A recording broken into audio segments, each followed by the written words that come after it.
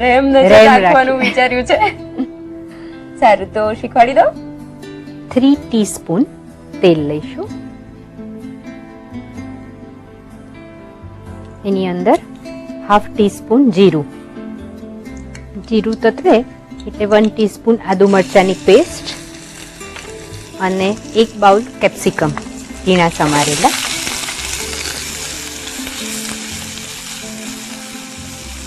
ફણસી ને વટાણા આપણે સહેજ બોઇલ કરીને લીધેલા છે અને કેપ્સિકમ એમને કાચું લીધું છે. ક્રન્ચી ટેસ્ટ આવે એટલા માટે કેપ્સિકમને આપણે ચડવા નથી દેતા, ખાલી એમને એમ સાંતળીએ છીએ કે એક વઘારમાં એની સુગંધ આવી જાય. ઓકે, એટલે થોડો ક્રન્ચી ટેસ્ટ રહે અને સાથે સાથે કુક પણ થઈ જાય. હા, અને 2 ટેબલસ્પૂન પાલકની પ્યુરી નાખવાની છે.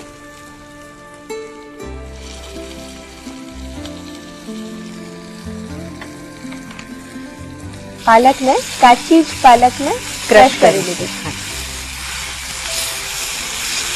અગેન કેપ્સિકમ, ફણસી, વટાણા લઈએ છીએ, સાથે પાલકની પ્યુરી લઈએ છીએ, એટલે એકદમ લીલુંછમ શાક બનવાનું છે. 2 શાક આપણે મેનુમાં પ્લાન કરતા હોઈએ ત્યારે 1 બટાકાનું અને 1 ગ્રીન વેજીટેબલ રાખીએ, અથવા તો એક કોઈક પનીરનું શાક. એટલે એવું કોમ્બિનેશન કરીએ કે જે કોમન બધાને ગમે. બરાબર. હવે એની અંદર ચડવેલા એટલે ઉકળતા પાણીમાં નાખીને કઢી લીધેલા વટાણા છે, 1 બાઉલ નાખીશું. પાણી નિતારી લીધું છે. હા, અને એવી જ રીતે ફણસી એ પણ બોઇલ કરી. હા,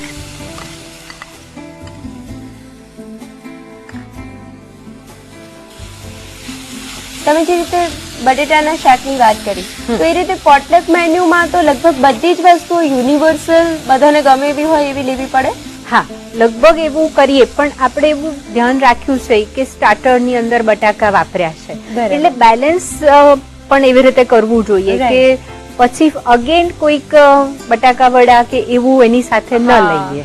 એટલે જ્યારે પોટલક મેન્યુ, જ્યારે એની વાનગીઓ ફાઇનલ કરીએ છીએ, સિલેક્ટ કરીએ છીએ, ત્યારે જુદા જુદા ઘરમાં બનવાનું છે, જુદા જુદા ટેસ્ટ પ્રમાણે બનવાનું છે, અને છતાંય જે યુનાની મછલી બધાને ભાવે એવું હોય એવી જ આઈટમ સિલેક્ટ કરીએ છીએ.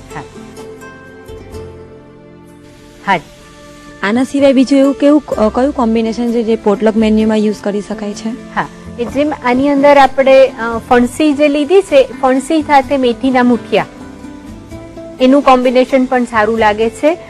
ફણસી, વટાણા ને પનીર, એ 3નું કોમ્બિનેશન પણ એ જ ડાઈઝમાં પનીરના પીસીસ કરી અને એનું કોમ્બિનેશન કરીએ તો પણ સરસ થાય.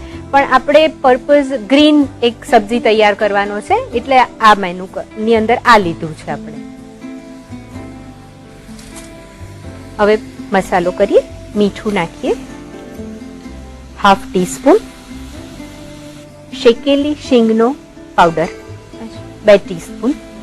શીંગનો ભૂકો અધકચરો રાખ્યો છે. હા, 1 ચમચી ધાણા જીરું, એકદમ બારીક ખમણેલું ટોપરું, એ પણ 1 ટેબલ સ્પૂન.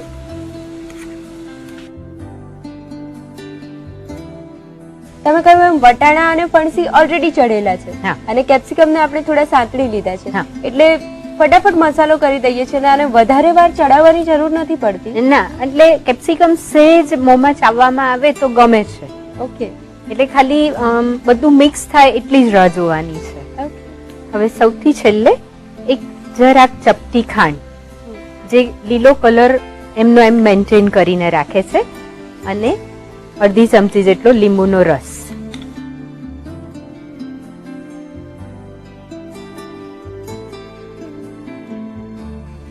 લીપી, અગેન આની અંદર આપણે રસાવાળું શાક નથી લેતા. હા, એટલા માટે કે આપણે બહાર લઈને જવું હોય પિકનિક ઉપર કેવી રીતે, તો રસાવાળાને હેન્ડલ કરતા થોડીક તકલીફ પડે છે, એટલે આને ડ્રાય રાખ્યું છે. પણ આની અંદર થોડુંક તમારે વધારે લિક્વિડ જોઈતું હોય તો કોકોનટ મિલ્ક આમાં એડ કરી અને એની ગ્રેવી કરી શકીએ.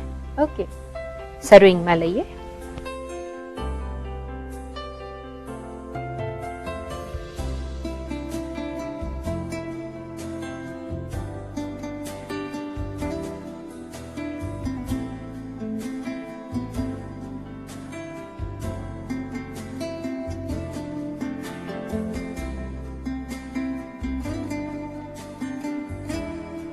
લીલા ટોપરાનું ખમણ છે એનાથી ડેકોરેટ કરીશું અને ઉપર કોથમીર.